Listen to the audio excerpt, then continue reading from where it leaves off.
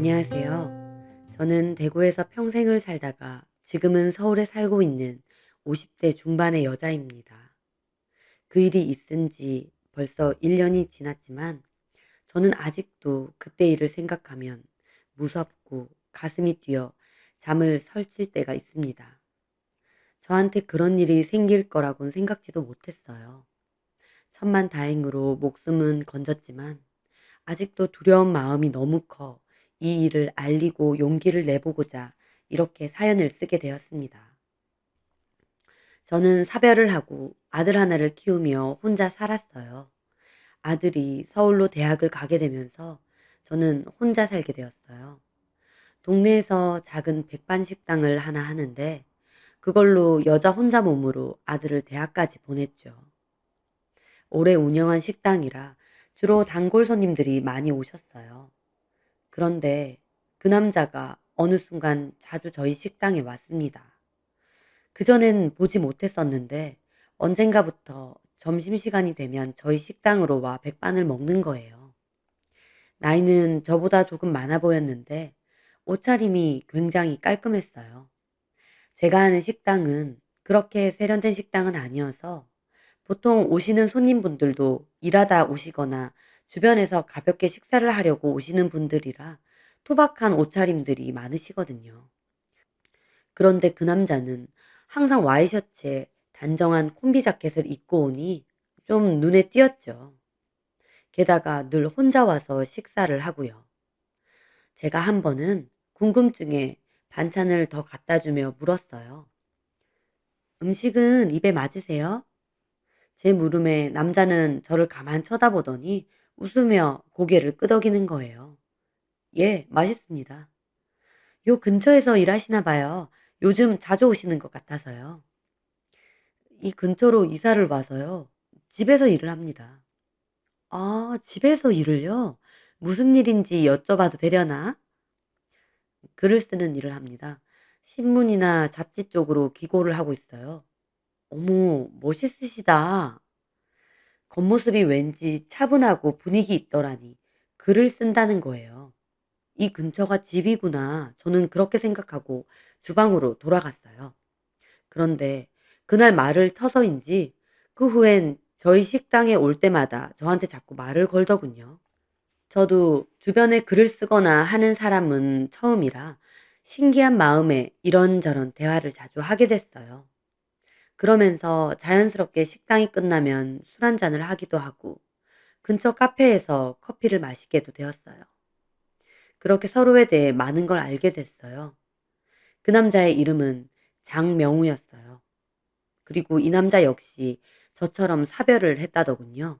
사고로 아내가 죽었다면서요. 자기는 원래 신문사 소속으로 일을 했는데 아내가 죽고 나선 회사를 그만두고 자유기고가로 여기저기 옮겨 다니며 글을 쓰고 살아간다더군요. 아내와의 정이 있던 집에 혼자 있기가 너무 슬퍼서 이렇게 지역을 옮겨 다니며 정처 없이 떠돈다고요. 아내가 죽어 슬퍼하는 그 남자를 보니 남편을 먼저 보내고 몇 년 동안 힘들었던 제 모습을 보는 듯해서 동병상련이 느껴졌습니다. 저도 남편과 사이가 정말 좋았는데 암으로 일찍 세상을 떠난 거였거든요.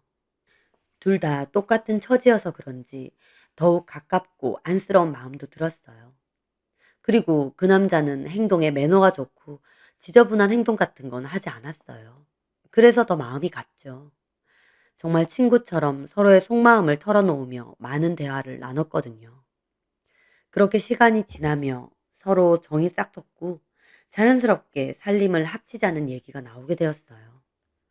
그 남자는 따로 자녀가 있지는 않았지만 저는 아들이 있다 보니 혼인신고까진 좀 이르다 싶어 좀 미루게 됐고 일단 그냥 같이 살자고 했죠. 그렇게 저희 집에서 함께 살게 되면서 아내와 남편으로 서로를 부르며 부부로 지내게 되었어요. 제가 식당으로 출근을 하면 남편은 주로 집에서 글을 쓴다고 했어요. 하지만 일이 고정적이지 않고 이따금씩 일을 하는 거다 보니 수입이 많지는 않았어요. 그래도 제가 하는 식당이 꾸준히 장사도 되고 돈이 빠듯하거나 한 상황은 아니라서 괜찮았어요. 전 남편이 세상을 떠나고 아들까지 다른 지역으로 가버려서 마음이 헛헛하고 외로울 때가 많았는데 많은 위로가 됐어요. 그런데 그렇게 같이 산지 몇 달 정도가 지났는데 남편의 행동이 점점 이상해지더라고요. 제가 식당 마감을 좀 늦게 해서 퇴근이 늦으면 전화가 오는데 전화를 못 받으면 받을 때까지 전화를 하는 거예요. 한 번은 밑반찬을 만든다고 조금 늦었는데 30분 사이에 전화가 10통이 넘게 와 있는 겁니다. 제가 일한다고 늦었다고 전화를 이렇게 많이 하면 어떡하냐니까 자기는 전화 안 받는 거 너무 싫다며 전화 꼭꼭 받으라고 저한테 으름장을 놓는 거예요. 평소에는 조용조용하고 다정한 성격인데 한번 화를 내면 무섭게 얼굴이 돌변하는 느낌이었습니다. 전화를 엄청 중요하게 생각하는 사람이구나 생각하며 알겠다고 했어요. 하지만 그 후로 남편의 집착은 더욱 심해졌습니다. 퇴근뿐 아니라 낮에도 연락이 잘 안 된다 싶으면 가게를 찾아오는 거예요. 식당 일이라는 게 핸드폰을 그렇게 자주 들여다볼 수 없는데 남편이 자꾸 그러니 저도 힘들었죠. 그래서 한 번은 남편에게 말했어요. 왜 자꾸 그러냐고. 음식 만지는 손인데 자꾸 핸드폰 만질 수 없다고. 내가 당연히 가게에 있는데 왜 자꾸 전화를 해대냐고 했죠. 그랬더니 남편이 엄청 무서운 표정으로 저한테 그러는 거예요. 다른 손님하고 얘기한다고 그런 거 아니고? 저는 그 순간 좀 오싹하더라고요. 표정이 너무 무서웠거든요. 명호 씨, 그게 무슨 말이야? 당신 나 가게에 갔을 때도 엄청 자연스럽게 말 걸었잖아. 다른 남자한테도 그러는 거 아니야? 어이가 없어서 따졌습니다. 내가 얘기했잖아. 우리 가게 거의 단골들인데 당신은 처음 보는 얼굴이기도 하고 옷차림도 그렇고 다른 손님하고 달라서 그랬다고. 그럼 나같이 옷 멀끔하게 입고 처음 보는 사람이면 앞으로도 또 말 걸겠다 그거네. 당신 왜 이래? 무슨 말이 하고 싶은 건데? 처신 똑바로 하란 말이야. 아무한테나 웃음 흘리고 다니지 말고. 남편이 획 소리를 지르는 겁니다. 처음으로 그렇게 소리를 지른 거였어요. 저는 너무 무섭고 이 남자가 너무 낯설게 느껴졌어요. 살림을 그렇게 급하게 합친 게 잘못된 건가? 온갖 고민을 하는데 다음 날에 비가 오니까 남편이 우산을 들고 퇴근길에 식당 앞을 찾아왔더라고요. 꽃까지 사들고요. 이게 뭐냐니까 어제 너무 미안했답니다. 그러면서 하는 소리가 미안해. 당신도 알다시피 와이프 먼저 보내고 나 완전 폐인같이 살았잖아. 근데 당신처럼 발랄하고 예쁜 새 와이프를 얻어서 나 다시 행복을 찾은 것 같았거든. 당신이 너무 좋다 보니 내 마음이 좀 불안했던 것 같아. 내가 바보 같겠지만 당신을 너무 좋아해서 그런 거라고 생각해줘. 그렇게 말하는 남편의 얼굴이 너무 진심 같아 보였어요. 저는 전날 소리 지르는 남편의 얼굴에 충격을 받았지만 또 남편의 얘기를 들으니 그럴 수도 있겠다 싶어 이해하는 마음이 들었습니다. 한편으론 나를 그렇게 좋아하나 싶기도 했고요. 그렇게 화해를 하고 집으로 가는 길이었는데요. 집 근처에 다다랐을 때 뭔가 기분이 묘한 거예요. 고개를 살짝 돌려봤다가 깜짝 놀랐어요. 저 멀리서 웬 남자가 검은 옷에 검은 우산을 들고 저희 쪽을 보고 있는 거예요. 제가 깜짝 놀라자 서둘러 그 사람은 몸을 숨겼어요. 왜 그래? 아니, 방금 어떤 남자가 남편이 쳐다봤지만 그 검은 남자는 이미 몸을 숨긴 뒤였죠. 누구? 아니야. 그냥 지나가던 사람인가 봐. 저는 뭔가 찜찜했지만 그렇게 그날 일은 지나갔습니다. 그렇게 며칠이 지나고 가게에 쉬는 시간이었어요. 가게에 들른 야채 거래처 사장님에게 커피를 한 잔 드렸어요. 그리고 야채값이 너무 올랐다. 그래도 야채는 더 싱싱해졌다 등등 식재료에 대한 얘기를 좀 나누고 야채 사장님은 커피 잘 마셨다 하고 돌아가셨어요. 그리고 나중에 퇴근 시간쯤에 자기 가족들 거 사면서 같이 샀다고 꽈배기를 한 봉지 주고 가셨어요. 동네 분이니 아내분도 제가 잘 알고 워낙 애처가시거든요. 꽈배기는 나중에 집에 가서 남편이랑 먹어야겠다 싶어 놔두고 마감을 하며 문을 닫으려는데 저는 숨이 멎을 듯 놀랐습니다. 가게 건너편에 또 그 남자가 있는 거예요. 빗속에 서 있었던 검은 옷의 남자요. 제가 너무 놀라자 남자는 황급히 몸을 차에 숨기더니 가버리더군요. 저는 일단 급한 대로 차 번호판을 외웠어요. 너무 의심스럽고 수상했거든요. 도대체 저 사람은 뭘까? 왜 자꾸 내 주변을 서성일까? 너무 오싹하고 무서웠죠. 스토커 그런 건가 싶기도 하고요. 집으로 가는 길에 그래도 혼자 사는 게 아니라 남편이라도 있어서 다행이다 생각하며 집으로 갔을 때였어요. 그런데 남편은 그날 난리가 났어요. 뭔가 잔뜩 골인한 얼굴로 소파에 불도 안 켜고 앉아 있는 거예요. 제가 뭐 하냐고 했더니 저를 빤히 쳐다봐요. 불도 안 켜졌는데 저를 보니 좀 무섭더라고요. 제가 급하게 불을 켜고 왜 그러냐고 하니 제 손에 들린 꽈배기를 획 빼앗더니 그대로 바닥으로 집어 던지는 거예요. 제가 너무 놀라서 미쳤냐고 무슨 짓이냐 하니 야채 가게 사장하고 무슨 사이냐요. 너무 어이가 없는 거예요. 저희 집에 10년 동안 야채 납품해주는 분이거든요. 근처에 가게가 있어서 가족들도 다 아는 사이일 정도로 친해요. 그런데 갑자기 무슨 사이냐니요.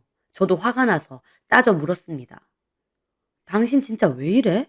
우리 가게 야채 납품해 주시는 분이야. 당신도 알잖아. 그래, 알지. 근데 왜 그 남자가 당신네 가게에서 커피 먹고 이런 것까지 사다 주냐고? 커피야. 야채 갖고 오셨으니 그냥 대접한 거야. 자판기 커피. 그리고 꽈배기는 자기 가족들 먹으라고 사는 김에 내 거 산 거라고 했고. 그러니까 가족들 거 사는데 당신 걸 왜 사는데? 남편의 눈이 좀 이상하더라고요. 한마디로 좀 돌아버린 것 같다고나 할까요? 저는 이 남자 진짜 왜 이러나 싶었어요. 저한테 미안하다고 다신 안 그런다고 할 땐 언제고 또 이런다니. 제가 확 질려버려서 자리를 뜨려고 하니까 제 팔까지 꽉 잡는 거예요.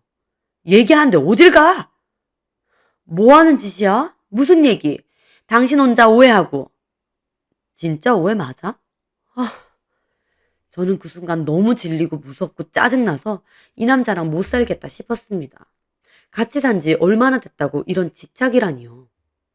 당신 진짜 왜 이래? 피곤하다 진짜. 그럼 아무하고도 얘기하지 마?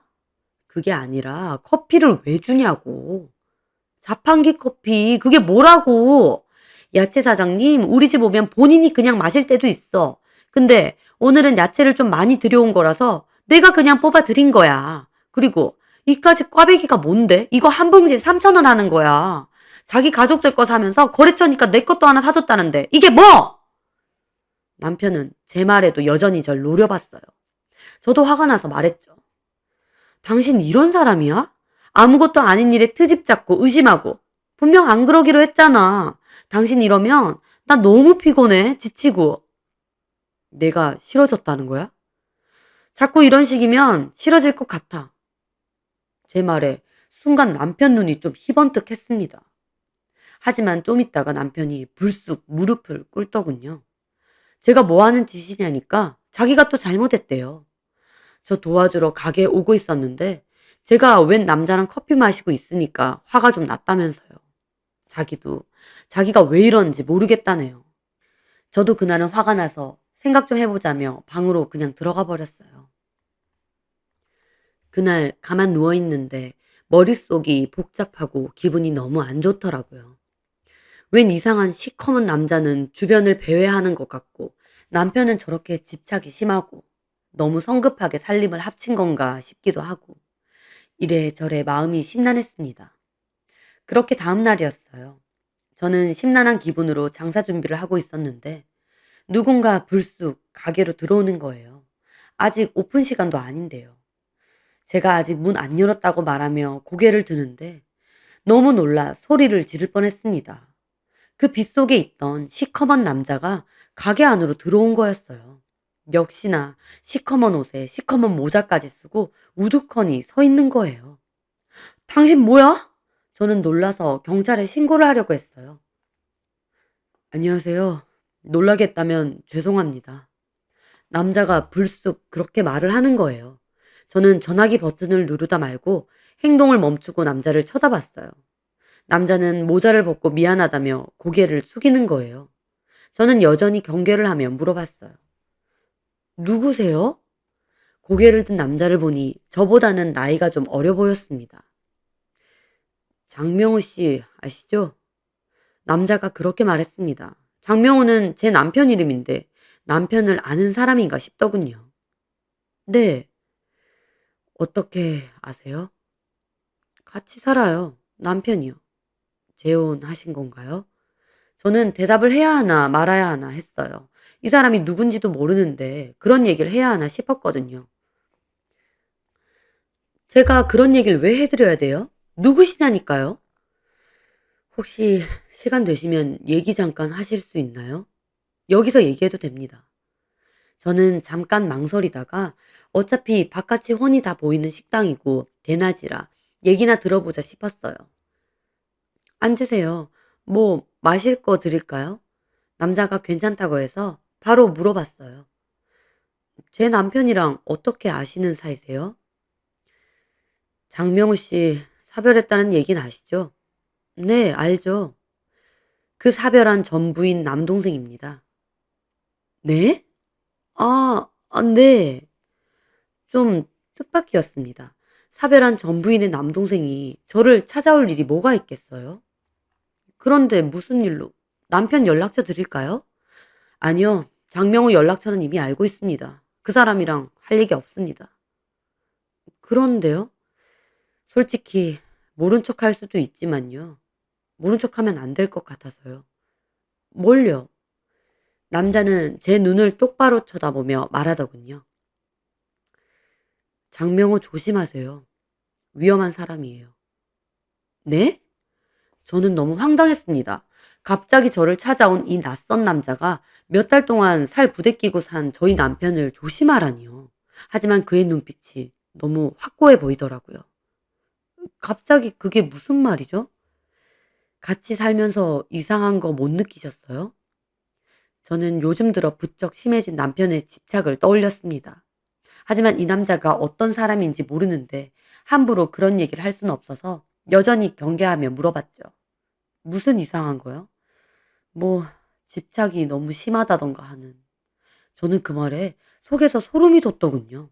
문득 죽었다는 전 와이프와 관련된 뭔가가 있나 싶더라고요. 알아듣게 얘기하세요. 저를 왜 찾아오신 거죠? 저희 누나 어떤 사고로 죽었는지 들으셨나요? 네, 방화 사고로. 그 방화 장명호가 저지른 거예요. 네? 저는 정말 기절초풍할 뻔했습니다. 방화 사고로 사람이 죽었는데 그 방화를 남편이 저질렀다니요. 제가 부모님도 없고 누나가 저 거의 키워줬어요. 저한테는 누나이기 전에 부모나 다름없죠. 저 키워준다고 결혼도 안 했을 만큼요. 그러다 뒤늦게 장명우 그놈을 만난 거예요. 결혼하겠다고 하길래 저 때문에 혼자 사는 누나가 너무 안쓰러워서 잘 살라고 했어요. 저희 누나가 원래 되게 복스럽고 성격도 엄청 밝거든요. 근데 결혼하고 1년도 안 돼서 얼굴이 반쪽이 된 거예요. 반쪽인 정도가 아니라 피골이 상접해질 만큼요. 게다가 계속 뭔가를 불안해하고 어쩌다 절 만나도 빨리 집으로 가야 한다고 초조해하고 아무래도 누나가 좀 이상해진 것 같았어요. 그래서요? 나중에는 저까지 안 보려고 하는 거예요. 연락도 잘 안 되고. 뭔가 결혼 생활에 문제가 있나 보다 예감이 들어서 무작정 누나 집 찾아갔죠. 그런데 제가 찾아갔는데 처음엔 문도 안 열어주려는 거예요. 저 누나한테 자식이나 다름없는 동생인데도요. 겨우 누나 설득하고 며칠 찾아갔는데 알고 보니 장명호 그놈 집착 때문에 누나가 약간 정신병이 온 것 같더라고요. 집착 때문에요? 네. 말 안 하려는 누나를 설득하고 또 설득해서 겨우 얘기를 들어보니 아무 데도 못 가게 하고 누굴 만나기만 해도 난리가 난대요. 남자든 여자든요. 당연히 친구들이며 동네 사람들하고도 못 만나고요. 누나가 너무 힘들어서 몇 번 그만 살자고도 했는데 그럼 자기는 죽겠다고 칼을 들고 오려고 하고 누나 보는 앞에서 목매려는 신용까지 했대요. 마음 약한 누나는 그거 보고 기겁해서 안 헤어지겠다고 했고요. 나중에 없는 사실까지 만들어서 누나를 매도하고 몰아세우더랍니다. 게다가 자기랑 갈라서면 저까지 죽인다고 했대요. 자기가 못할 것 같냐면서. 저는 얘기를 들으면서 이게 정말 나와 살고 있는 남편에 대한 얘기가 맞나 싶더라고요. 요즘 들어 집착이 심해지긴 했지만 이건 정말 TV에서나 볼 법한 일이라는 생각이 드는 거예요. 내가 이 얘기를 어디까지 믿어야 되나? 이 남자가 하는 말은 정말 진실인가? 수많은 생각이 머리에 스치더군요. 누나는 장명호가 저한테 해코지 할까봐 전화 못했다더라고요. 제가 누나한테 그 사실을 다 듣고 얼마나 화가 나는지 그 자식 제가 먼저 죽여버리고 싶을 정도로 열받더라고요. 하지만 일단 누나를 여기서 도와줘야 되니까 설득해서 저희 집으로 오기로 했어요. 저는 당장 데리고 오려고 했는데 누나는 그래도 정리할 게 있다고 다음 주에 온다더군요. 제가 이런 얘기 장명호한텐 절대 하지 말고 티도 내지 말아라라고 했죠. 누나는 알겠다고 했고요. 그리고 어떻게 된 줄 아세요? 제가 고개를 젓자 그 남자는 괴로운 한숨을 푹 내쉬더군요. 이틀 뒤에 그 집에 방화 사건이 생긴 거예요. 경찰 말로는 누나가 술을 먹고 가스불을 켜놔서 자살을 한 것 같대요. 기가 막혔죠. 제가 절대 아니라고 장명호 조사해보라고 했는데도 따로 밝혀진 게 없다고 했어요.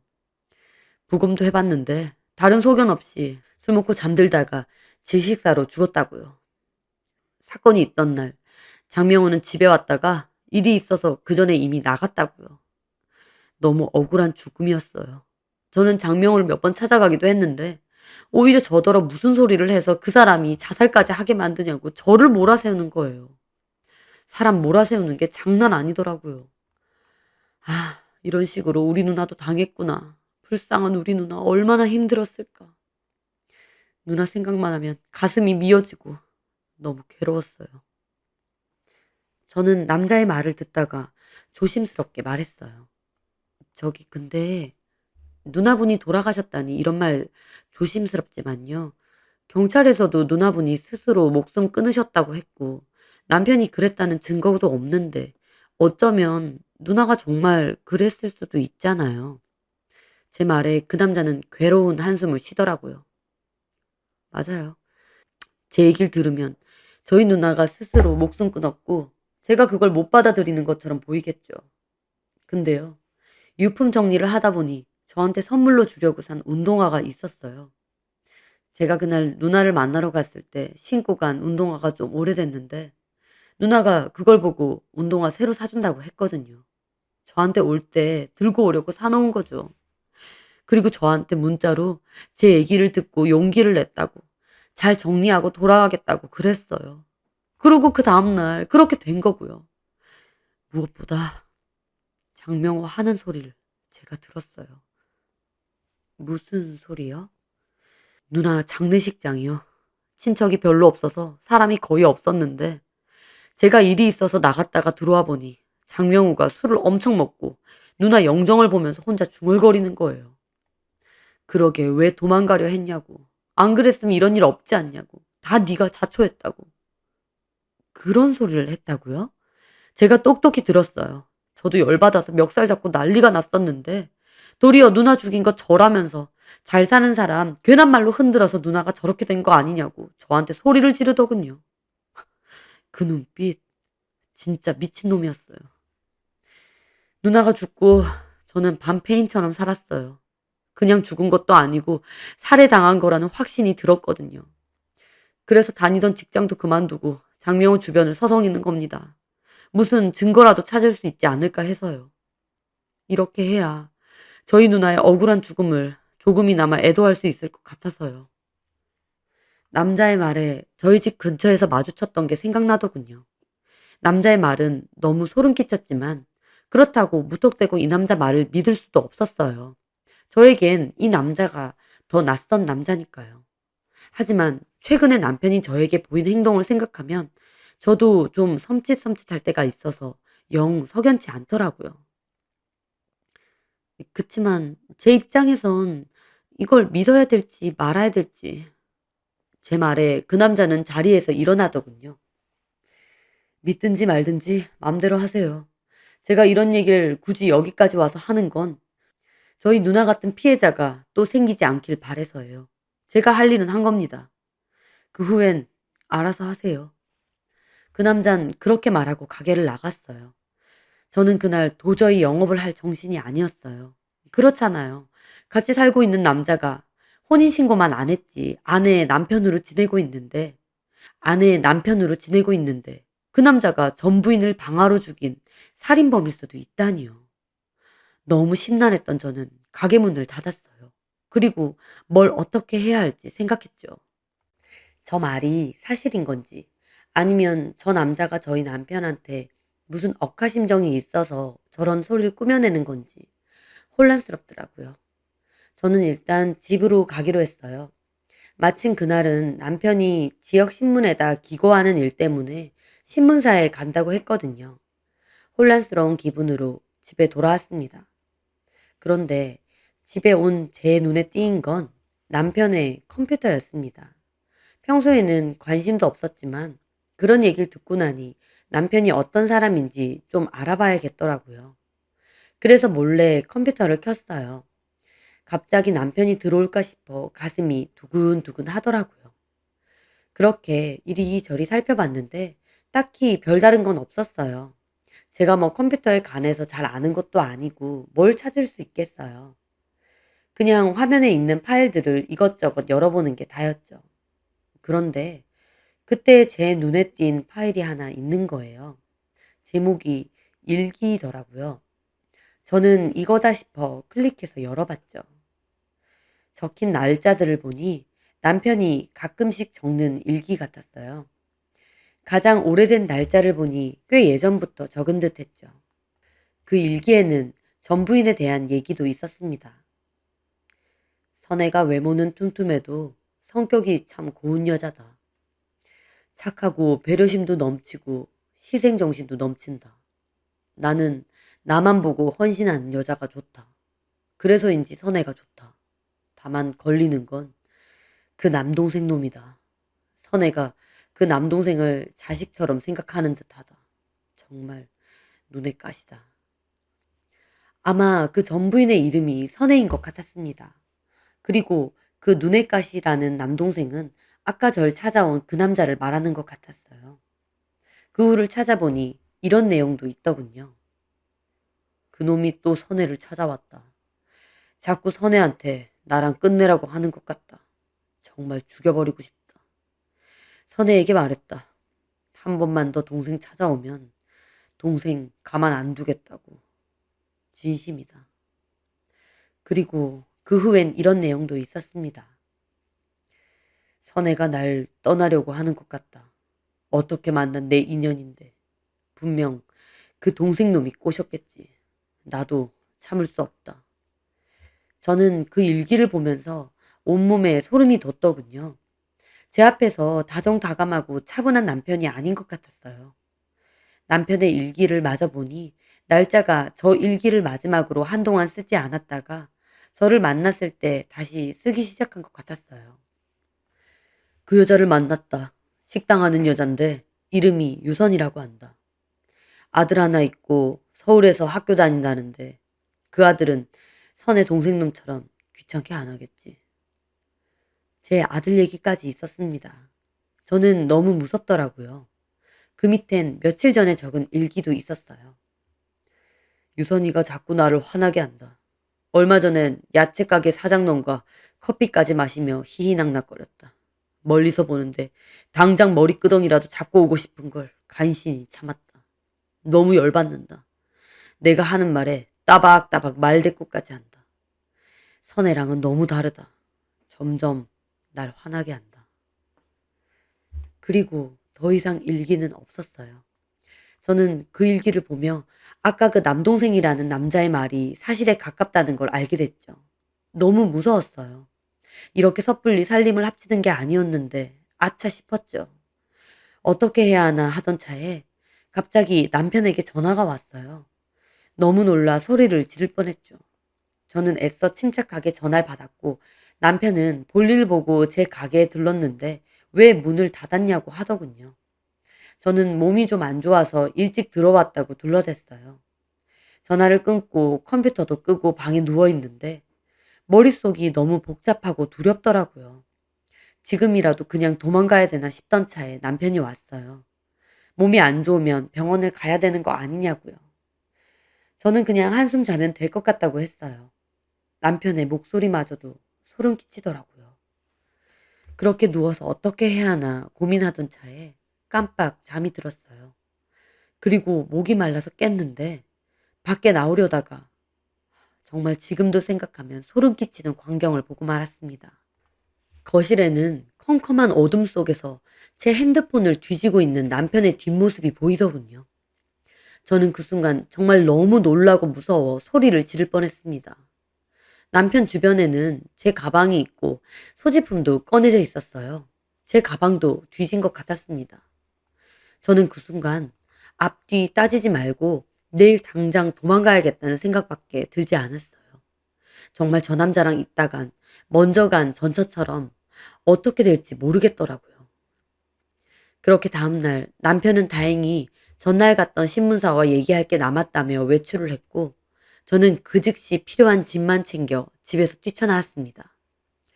짐을 챙기는 중에도 남편이 갑자기 들어올 것 같아 얼마나 심장이 뛰고 식은땀이 나던지요. 집 밖을 뛰쳐나와 택시를 타고 기차역으로 가는데 손발이 벌벌 떨리는 거예요. 저는 그렇게 제 집과 가게까지 버리고 아들이 자취를 하고 있는 서울집으로 도망가게 되었습니다. 제가 갑자기 짐 싸들고 찾아오니 저희 아들은 너무 놀랐는데 제가 그간의 사정을 다 얘기하자 아들도 기함하며 어쩌자고 잘 모르는 사람과 같이 산 거냐고 화를 내더군요. 제가 잘못한 거였죠. 어쨌든 일단은 거기서 지내기로 했는데 당연히 남편은 수도 없이 전화가 오고 난리가 났죠. 제가 그만 만나자고 당신에 대한 얘기 다 들었다고 내 집에서 나가달라고 문자를 보냈는데 그 후 한동안 연락이 없다가 다른 번호로 전화가 왔어요. 무심코 받았는데 남편이었죠. 저한테 쌍욕을 하고 위협까지 하고 정말 난리도 아니었어요. 정말 무섭더군요. 저는 아들의 도움으로 녹음을 했고 남편에게 이 사실을 문자로 보냈어요. 당신이 한 말 다 녹음했다. 이번 주 안으로 짐 다 빼서 내 집에서 안 나가면 경찰에 신고할 거다. 당신 나한테 이런 행동한 거 경찰에서도 알면 전부인 사건 다시 조사할 수도 있으니 잘 생각해라. 라고 말이죠. 그렇게 일주일 후 아들과 동네 순경분의 도움으로 집으로 겨우 들어가게 됐어요. 그 남자는 집을 엉망진창으로 해놓고 자기 짐은 빼서 나갔더라고요. 하지만 언제 다시 돌아올지 모르니 저는 부동산에 급매로 집을 처분할 수밖에 없었습니다. 게다가 가게도 급하게 내놓았어요. 그 남자가 언제 찾아올지도 모르는데 가게를 할 수는 없으니까요.